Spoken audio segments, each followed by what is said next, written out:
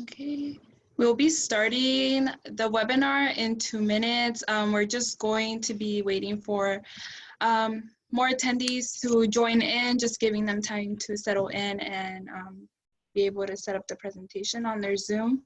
But in the meanwhile, Peg, thank you so much for doing this webinar with us. It is such a pleasure.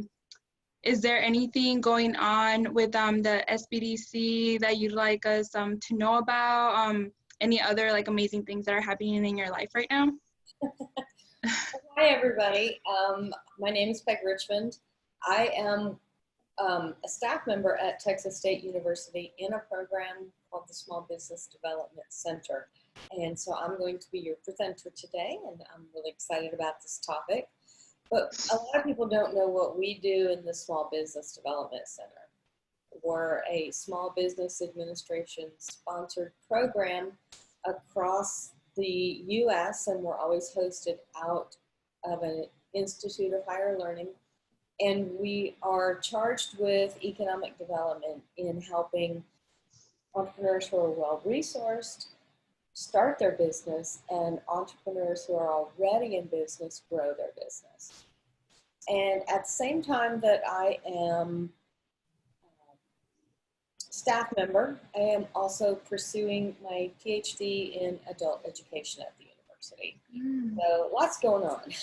Yeah, that's exciting. Yeah, how do you like your classes so far in your PhD? So I have attended 5 universities. Oh, okay. As a real student, right, enrolled in everything. And I've also gone to a number of executive education programs at places like Penn State and St. Ed's and some other universities. What I have really recognized now being a student at Texas State University is that the community here at the college is amazing. It is very student-centric. It is very learner-focused. You know, there's the typical politics in the university, looking for funding and interacting with the legislature and making sure that we're fulfilling the mission, but it's amazing. It's truly a community of just fantastic people who want to help others learn, and I have so enjoyed my experience here. Well, I'm so excited for that journey of yours, and thank you so much for talking about the SBDC and everything. I wish you the best with that. And we will now be starting the webinar. So if you want to go ahead and switch over to the next slide. So hello, everyone. Thank you for joining us for our 3rd webinar of the Entrepreneur Bootcamp webinar series. We're so excited to have you guys here today. The topic for today will be sizing your market, and it will be facilitated by Peg Richmond. I would also like to introduce myself and our team. My name is Rocio, and I will be the monitor for this webinar. We also have our translator, Sarie, and our technical support person, Sachet.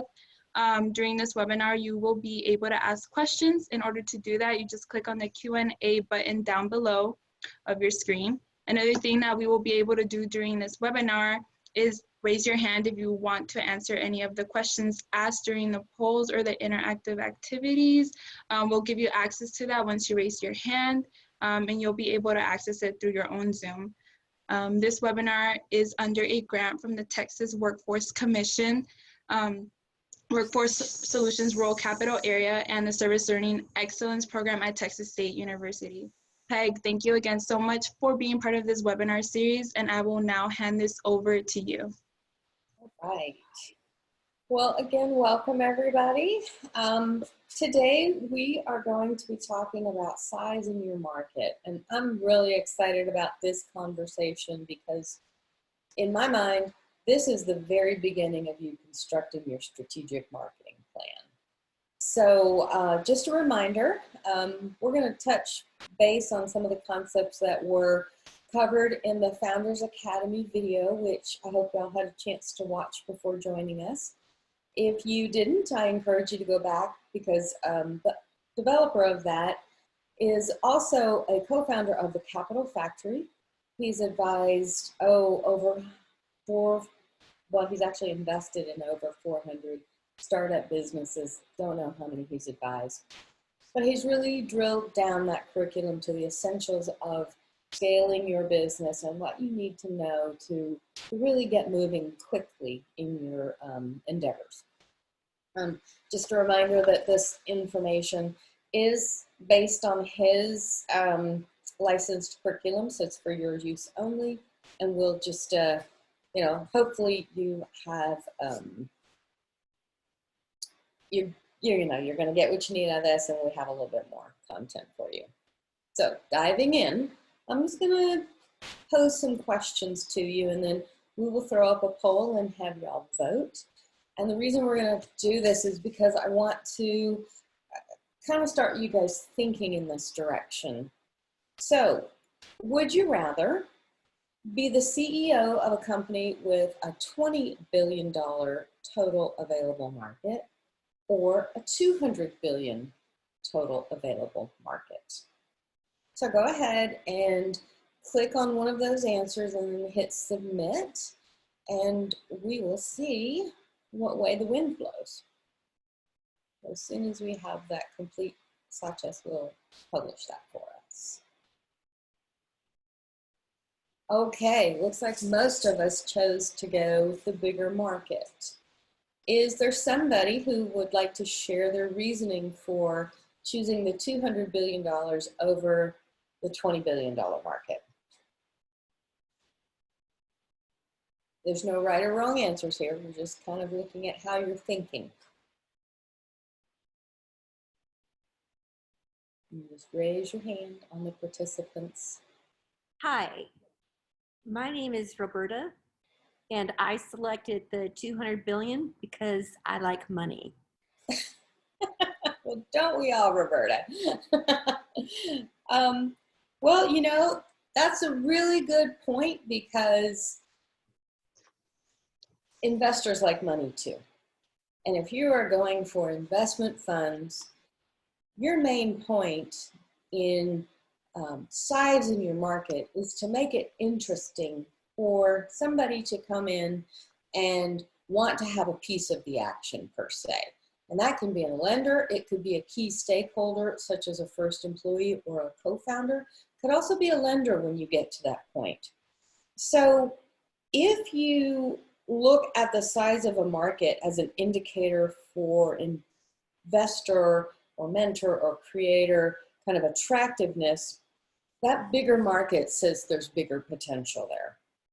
And it suggests how large you could grow without adding additional products or services. It gives you more options when it's a bigger market. You know, you're not restricted.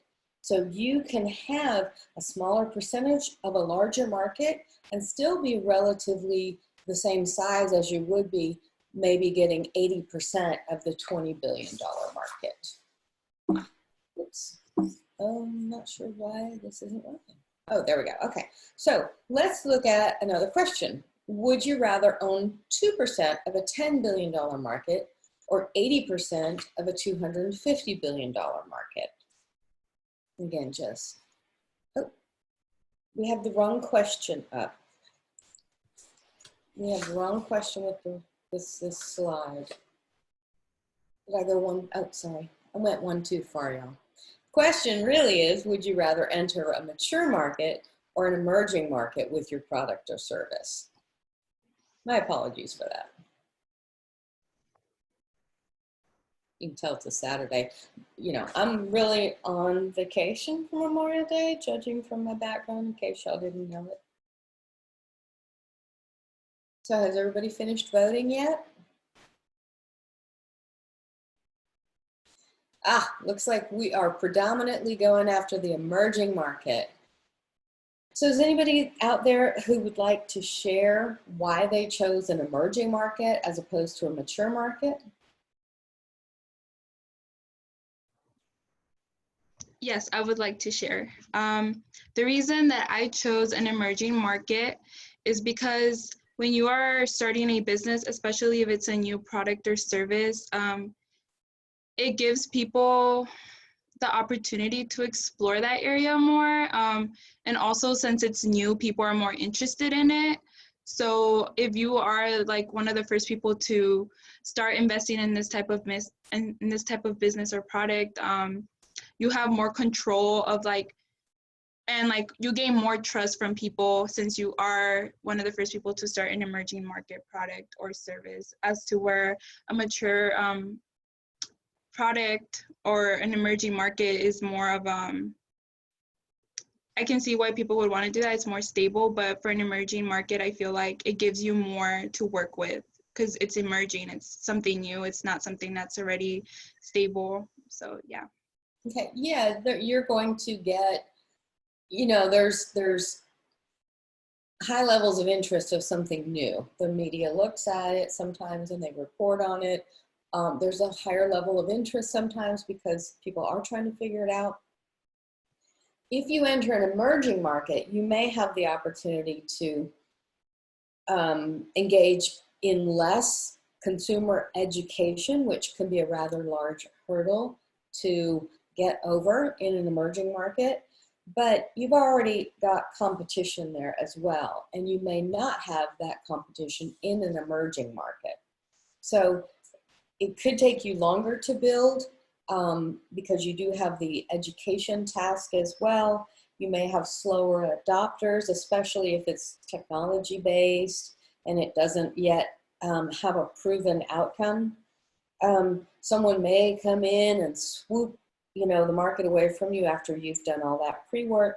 So there is more risk there, but there's a higher reward. And you can protect some of that market if you have trade secrets or IP that you can copyright or patent. All right, so next question. I'm not quite sure why this is, there we go. Now, would you rather own 2% of a $10 billion market or 80% of a $250 billion market?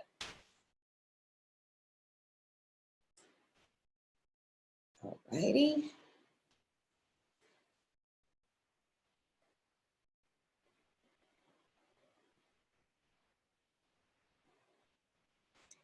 Okay, looks like most of us would rather have a very small share of a smaller market. Anybody want to share their reasons for why they went that direction?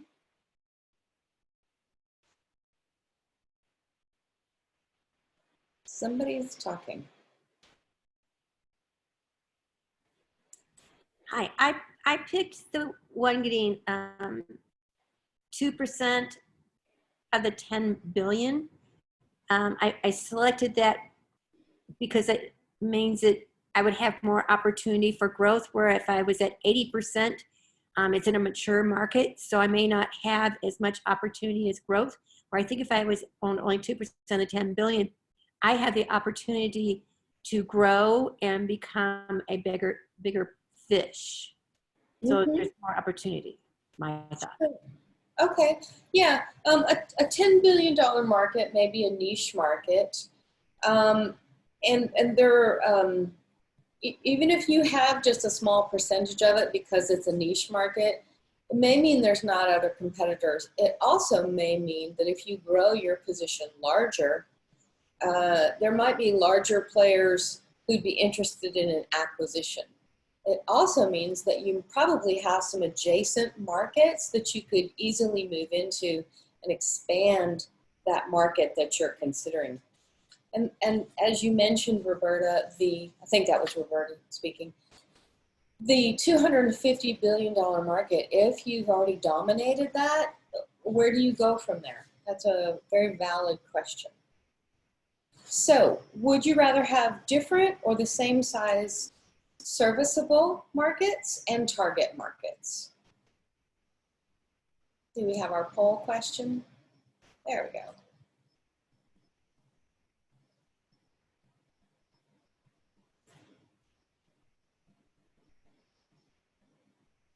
I'm interested to see how this one turns out because this one was evenly split last time we asked this question.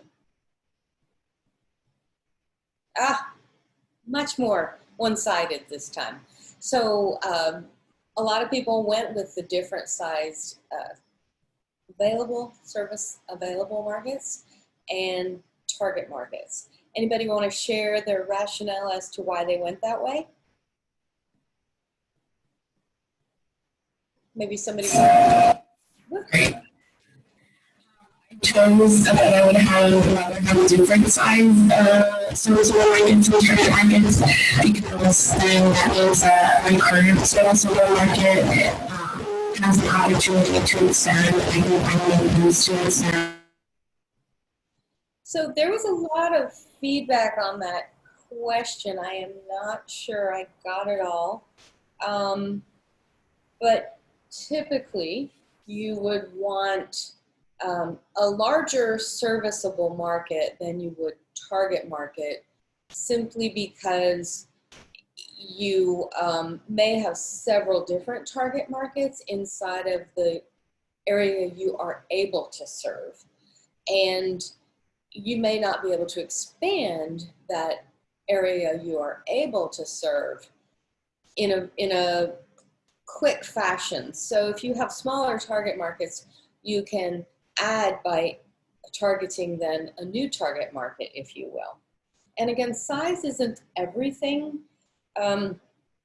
When you're talking to investors, or when you're talking to co-founders or retail partners or supply chain partners, whoever you're going to try and bring on board, everybody's looking at different things.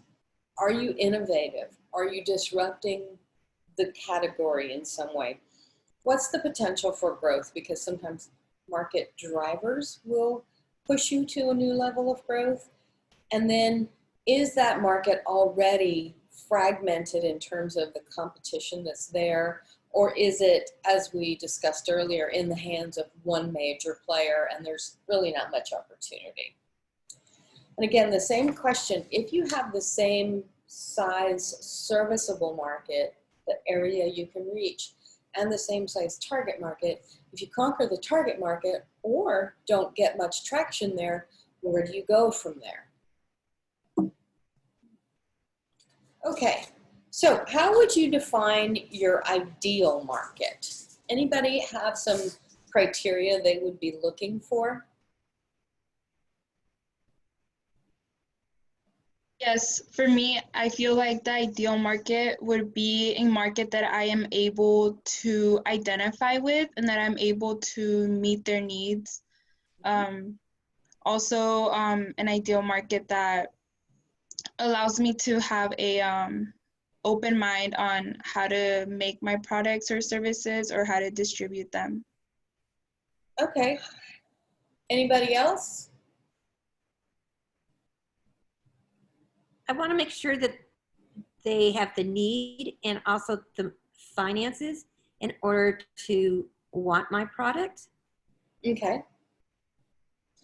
So we want to have a viable demographic or customer audience that has the resources to buy and sees the value out of our product and has the demand. From an investor point of view, from the operations side, investors are going to want to know that the market you're attacking is big, that there's potential for growth, that it is dynamic, there's actually something happening there, and that there is availability for you to make a connection because it's not thoroughly dominated by a current player. All right. Great. So I just wanted to recap a little bit about some of the concepts we've just talked about. This total available market, that is hard to say, 2 o'clock in the afternoon on a Saturday. So I mentioned it during some of our questions, but really what that's talking about is if everybody who potentially would or could buy your product has any kind of an interest in it, if they did buy a unit, how much does that constitute in terms of money? When we talk about market size, we typically talk about it in terms of dollars, and usually it's annual dollars. So if you're putting a product out there, one of the things you don't want to do is you don't want to say it's an everyman product where everybody on the earth would take advantage of this product. They would love it, enjoy it, and prefer it over everything else. That doesn't typically happen. There's not really ubiquitous product sets. And if you say you have an everyman product, then you start to lose credibility with your investors. They don't believe it. They're wanting differentiation, and they're wanting to know how you fit an unmet need. So total available market is the first step off into how are you going to define what is the biggest, broadest possible market. So you're going to want to think about that a little bit more than just saying everybody. And again, this is how you start to frame this conversation. In the video, Gordon talks about a hypothetical company where they have decided that they're going to have a dog walking drone as their product. Now the drone product, they really focused on dogs. They did not include cats or pigs or goats or other domestic animals, because again, sometimes going too large, it really isn't believable. So the serviceable market is the part of the total available market that you could potentially serve. And this is going to be described or be restricted by things like how far can you drive your product, or how far can you deliver your product. If you are a restaurant, you're delivering local. If you're a consumer packaged good company and you're going through retail supply chain, then you might be able to go nationally. If you're a technology company, you may be able to export, provided you get all of your code and your instructions and your user guides translated into different languages.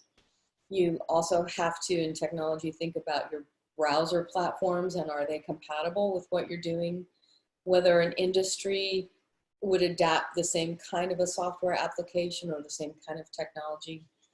Some solutions or products are great for companies of 500 employees or more, and some are geared more toward employees with 10 employees or less. Another consideration here is regulatory restrictions. So the TAM, it really only changes if the market grows. So if you truly could have a everyman product and every person on the globe, which I think is 9 billion people, don't quote me on that. If, 10 years from now we have 10 billion people on the planet, then your market size grows. But the SAM is really changing as to your product features and the business resources you have to put toward the delivery of the product or service. Within that, the target markets are more specific to demographics or to specific lifestyle segments if you're going after consumers, or potentially into a very specific function that a business category needs.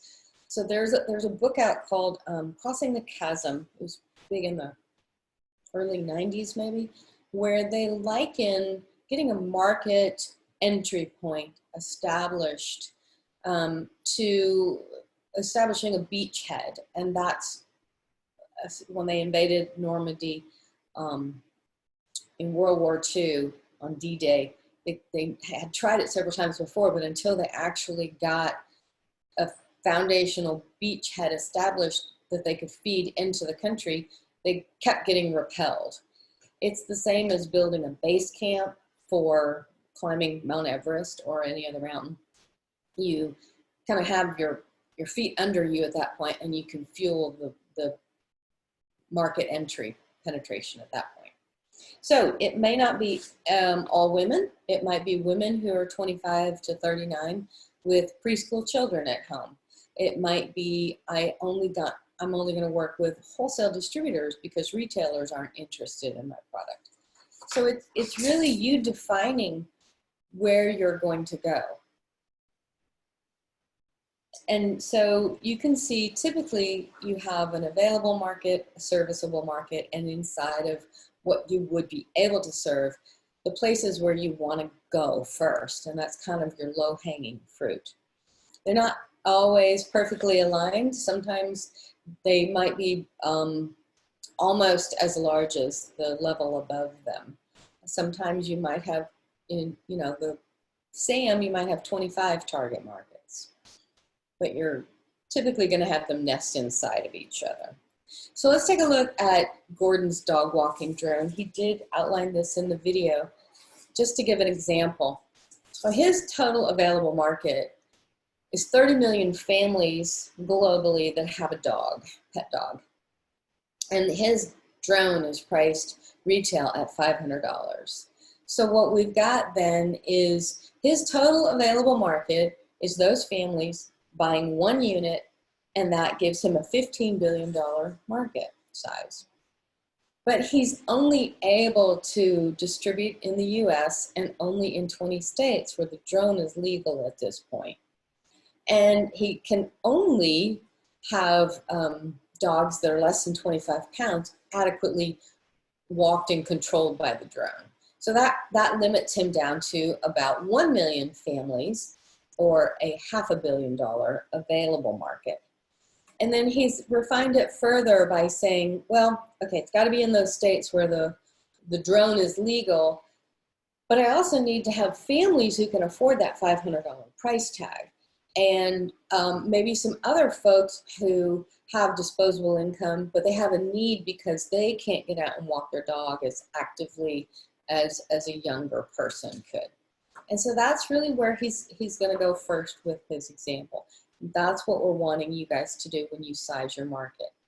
And this, when you explain your rationale and you drill it down like this is what gets people to buy into your story and understand you have done your homework. So just to recap again, how you increase your TAM, you can offer a different delivery. So if you are typically selling a product-based service, you can now offer that same product on a subscription service. So renting textbooks instead of selling textbooks. You can also branch out into new product lines. Let's say you're a longboard company and you've got a new style, but a ski company asks you, could you put your technology into their skis to make them go faster on the snow? Or you may take a branch out into apparel for those industries as well.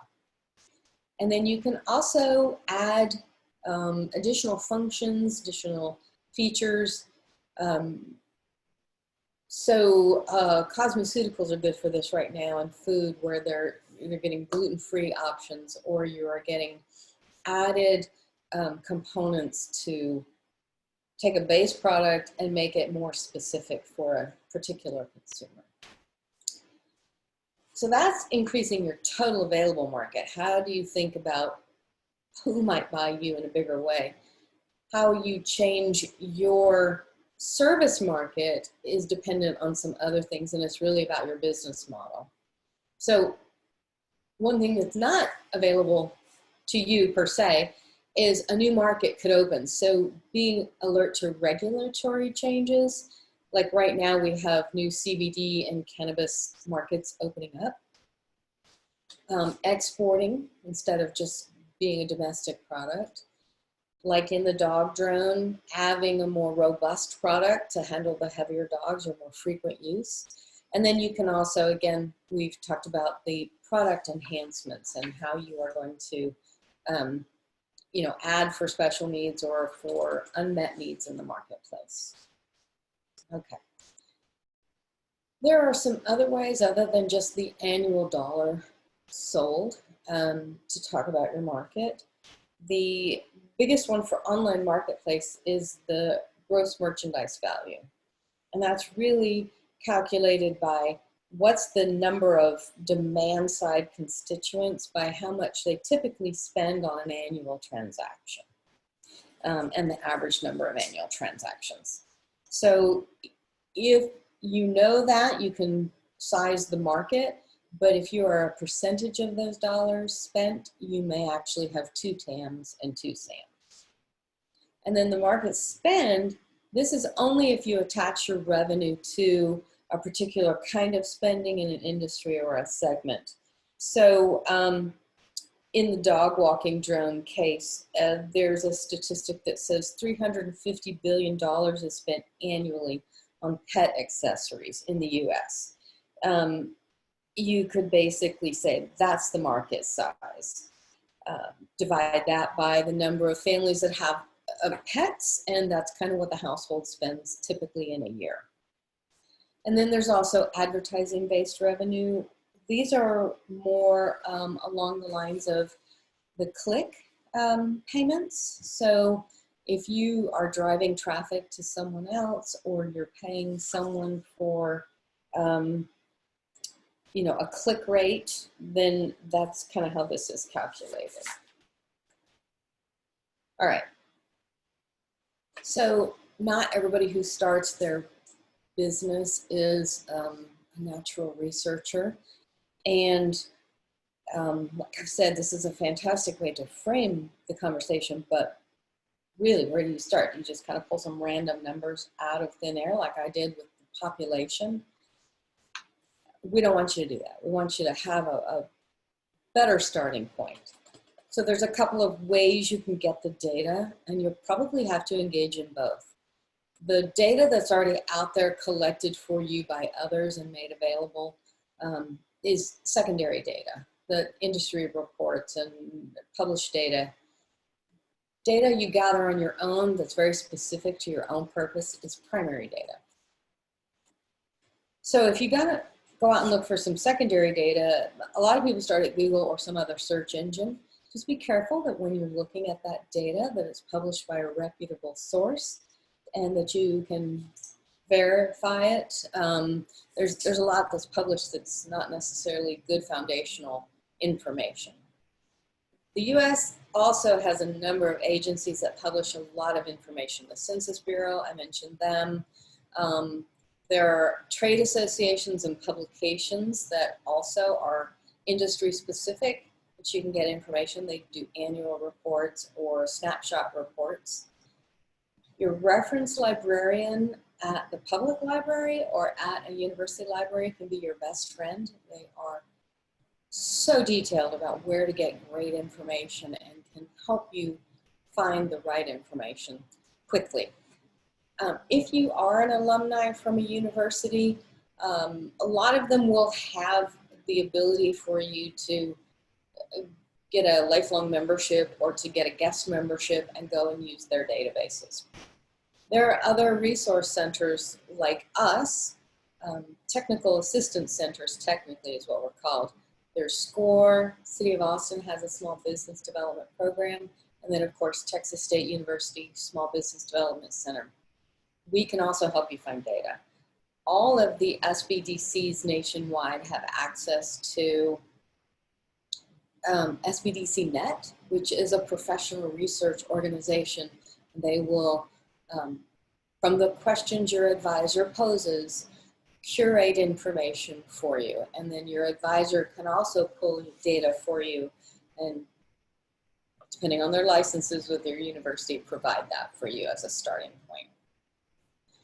So some of the things I really like to get, census data. You can pull that down by geographic or some other parameters, but you can pull it for the US, for a state, for a county, for a city. The Bureau of Economic Analysis, they have information about gross domestic products, consumer spending, income, savings, some industry data, international trade. And again, you can parse that sometimes by special topics, sometimes by geography. IBIS World is one of my favorites. They publish by NAICS code, which is the North American Industry Classification Scheme, reports per industry. So it will be beverages in the US, baked goods in the US, software publishers in the US, construction in the US, transportation services in the US. They also have these for other countries, but I always go to the US. And they'll talk about the size of the market, trends in the market, who the typical consumer is, and what might be some drivers of growth and what might be some drivers of shrinkage. MarketLine Advantage also has market sector reports, so those are great, a lot of competitive intelligence. Business Source Ultimate is curated journal articles that cover business topics from accounting, advertising, to marketing, human resources, that kind of stuff. Reference USA is available at the Austin Public Library, and it is a database of about 26 million US companies. You're not going to be able to pull a vast list because that's information they typically sell. But you can pull a couple of hundred names of companies if you wanted to do some market research, if you wanted to find out who the competitors were in an area. And you can pull on the type of a company, you can pull on the size of a company, you can pull on their NAICS code, their SIC codes, you can pull on the square footage, how much they spend on advertising. There's a lot of ways you can pull that data. And e-statement studies, these are summations of performance indicators and financial ratios for like-type businesses. And they'll sort them by size. So if you wanted to figure out what's a normal gross margin or a normal net margin or a normal amount spent on labor, this is a good place to go. So I kind of wanted to just give you a little bit of a view of how you might use some of the data. So this is basically just some random data I pulled, government revenue from airports. This is 13 of 50 US states. So what types of companies might be interested in this kind of data, do you think?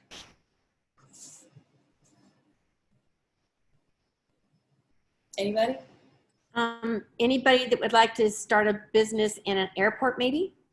Perfect, yes. That could range from food service or bar to a shopping outlet. Could also be amenities like massage chairs. I've seen, cosmetics counters. If you get laid over, you're bored. You might also think about technology. So the TSA pre-check or facial recognition scanning. And so if this is 13 of 50 states, what might be the total available market for this set of data?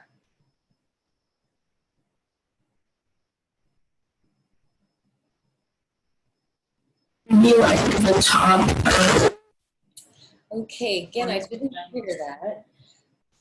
But, what I'm thinking is all revenue from all US airports, or it could be global travel, money that flows to local government entities from all local airports. And so how would knowing this kind of data maybe help you define a potential target market?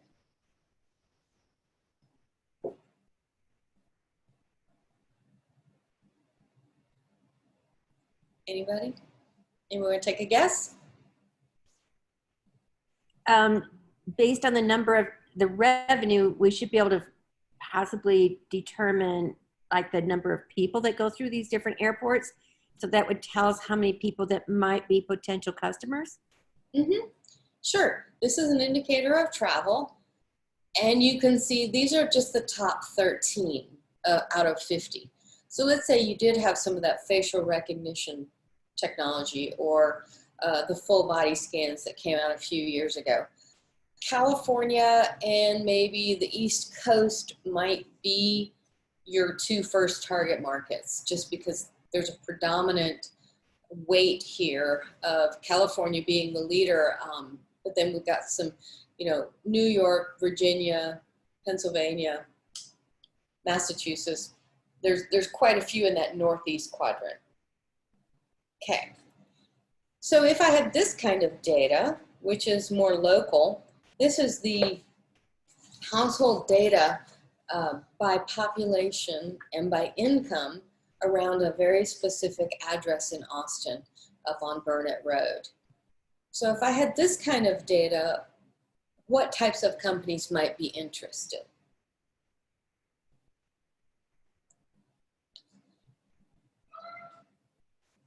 We have another participant. I don't know if y'all can hear him. I believe that some of the companies that might be interested in this would be food companies or maybe retail stores that sell different types of products. It gives them the opportunity to kind of know how much people are willing to, like how much people are able to spend on their products and services. Sure. And what reach do you think that somebody might be looking at for this data? What geographic reach?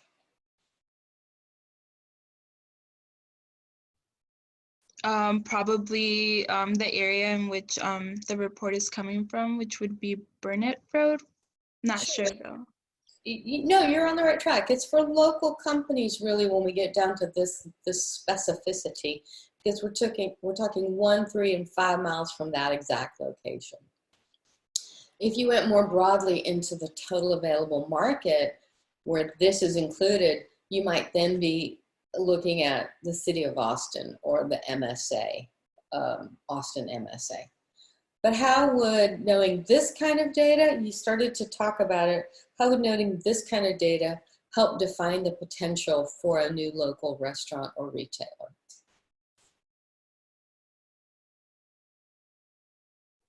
It would kind of give them the opportunity to see or to just kind of get an idea of how much they should price their items and see how much people are willing to spend on their products. So just kind of helping them define a price for their services or their products.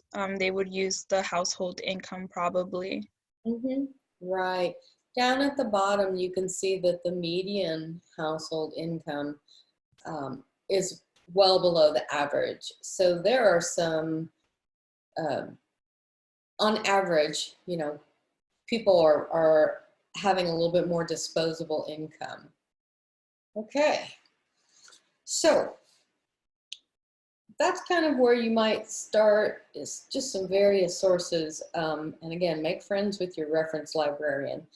But if you can't find data, if you can't find exact data, if you can only sort of find this broad realm of data, but it doesn't speak specifically to your question, you are going to have to be prepared to make assumptions and to triangulate down from what information you can find. You're also going to have to be prepared to go out and validate what you think, even sometimes without data. So if you're in a new product category, or if you have a new product innovation, you may really not even know who might an ideal customer be. So what you would want to do is go out and ask people. And some of these might be like a technology solution. You might think that it's the engineers who are going to buy it, but really what you find out that it solves a business problem, and the business manager is going to be really the decision maker, but they're going to want their engineer in the decision-making process because they need it to be compatible with their other systems.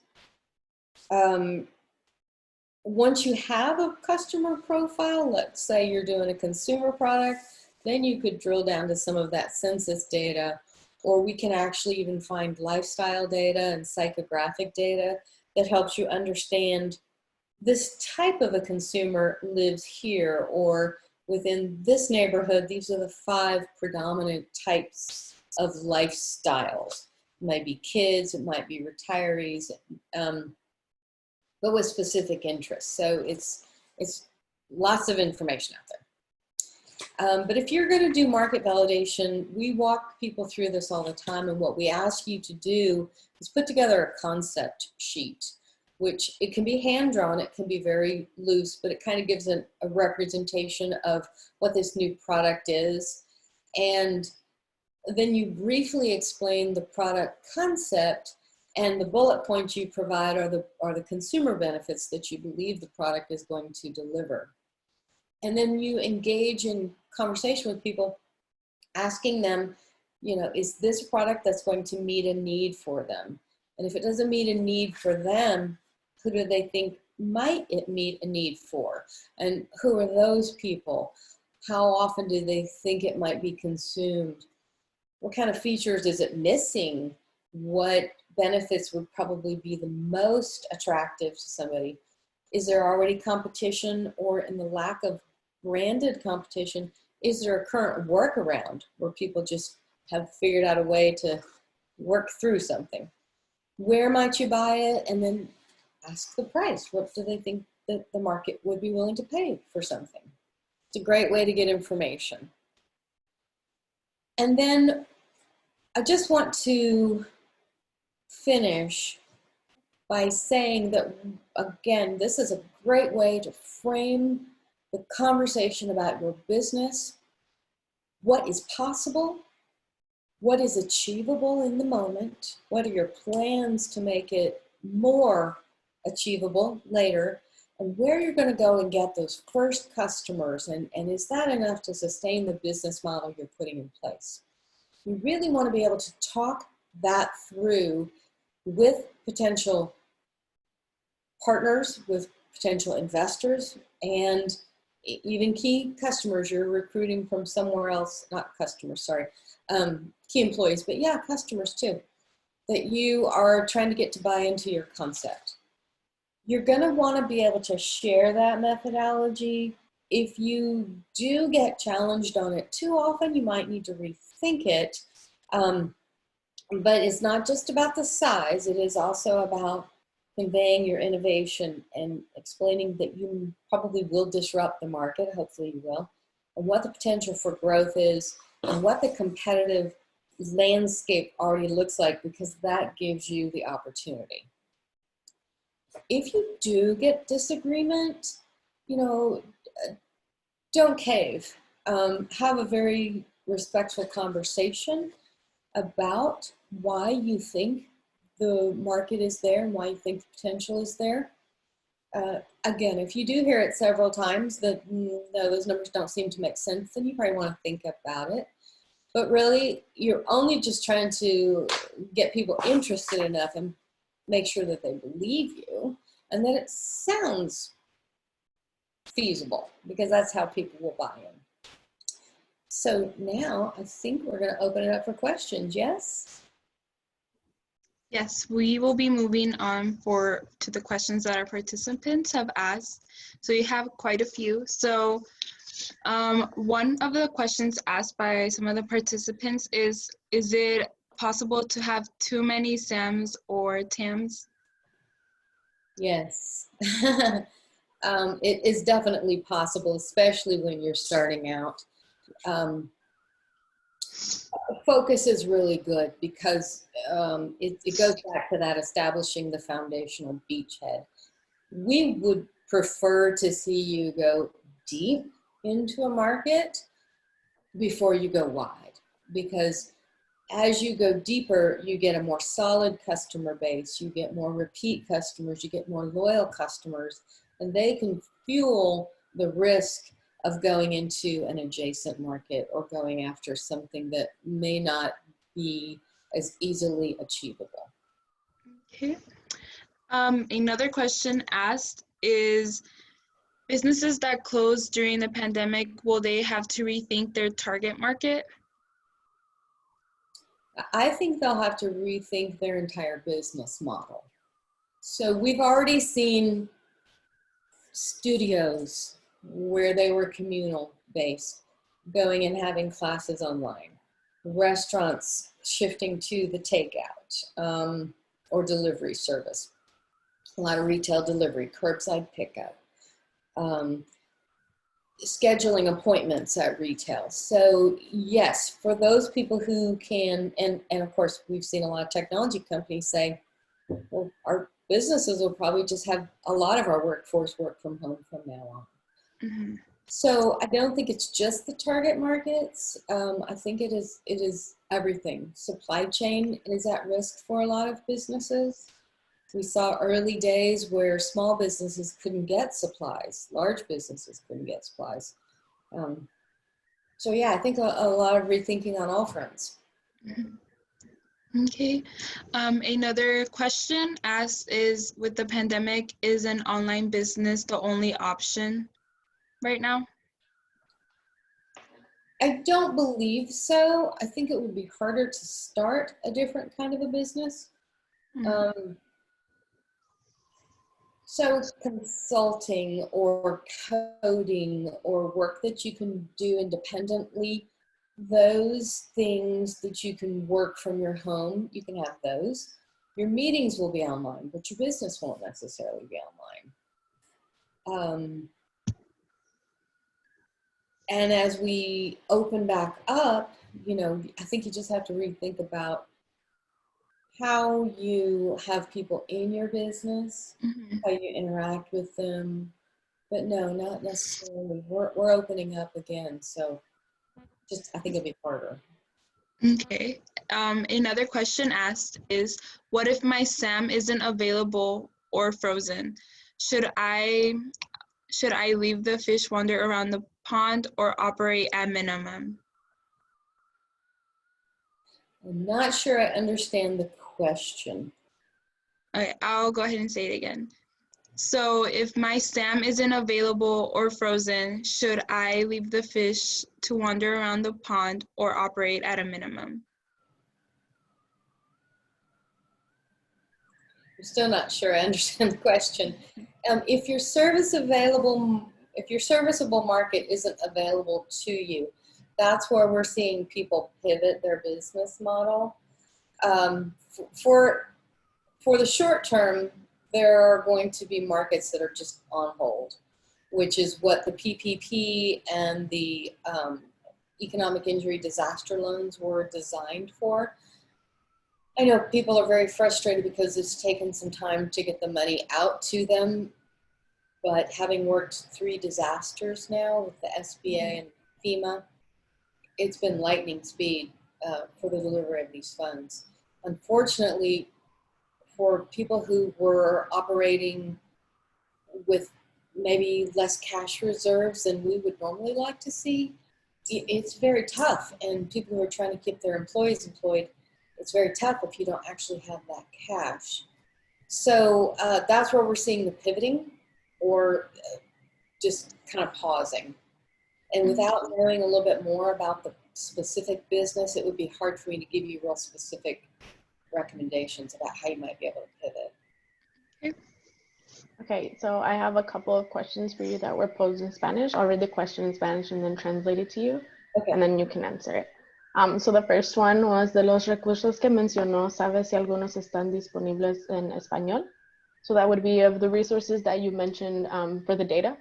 Do you know if any of those are available in Spanish? I do not know, but the reference librarians would know. Okay. And there is such a thing as interlibrary lending.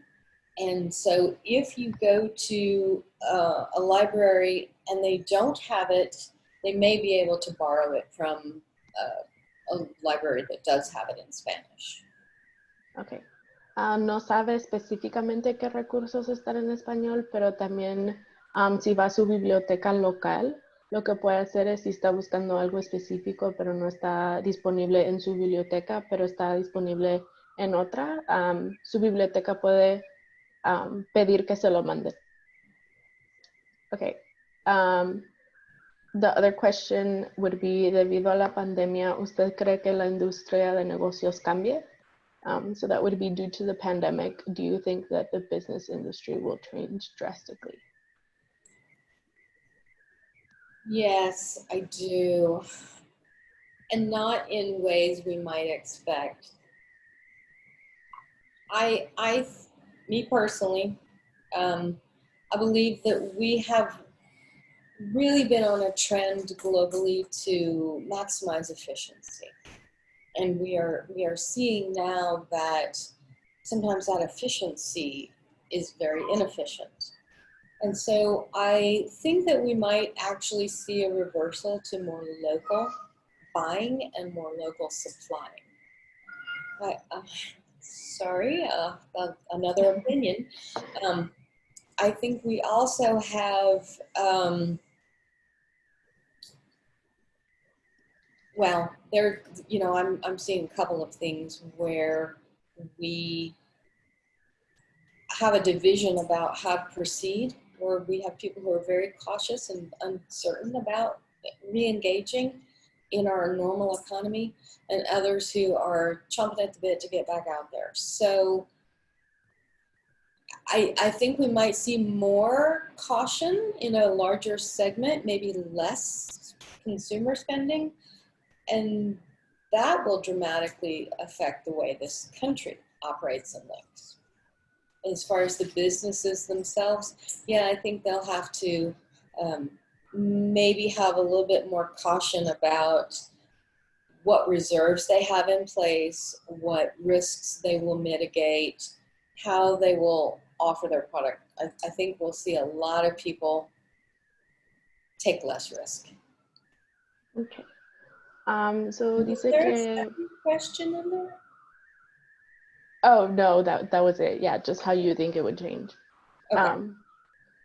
Dice que piensa que la gente va a cambiar y ser más dispuestos a comprar servicios y productos que son más locales y que están dispuestos a su alcance. Y también emprendedores y van a actuar con más precaución, no van a tomar tantos riesgos, y también los consumidores no van a gastar tanto como antes lo hacían, y que la industria va a cambiar porque no va a haber tantos riesgos. Okay. Well, thank you so much to the participants for asking those great questions. And thank you, Peg, for answering them. So that will conclude the end of this webinar. I want to thank everyone for attending it. Thank you to Peg, Sadia, and Sachet for helping put this webinar together. We will see you all on the next webinar, which takes place June 13th, and it will be talking about customer acquisition strategies. The Zoom link for that webinar will be on our WordPress website, which you all have access to. And that's where you will also find the webinar recordings of the past webinars that we've had and the activities that come along with them. In addition to that, we will also send out an Outlook invitation so that you can join the next webinar as well. In regard to the QR code that is on the screen right now, you can scan it with your phone to take the post survey, or you can click on the link that comes with it as well, so that it'll take you straight to the post survey as well. If you want any credit for attending the webinar or just watching it. If you cannot complete the survey now, you will have access to it through the WordPress website as well. But thank you again, Peg, so much for your time and for just being able to teach us more about how to size our market correctly and what are the options that we have out there during this hard time. I enjoyed it very much, and if anybody is at all interested in advising, there are some very good organizations like ours and like SCORE and the City of Austin. So I encourage you to reach out and get help where you can. All right. Thank you again so much for everyone's time, and I hope you guys have a nice day.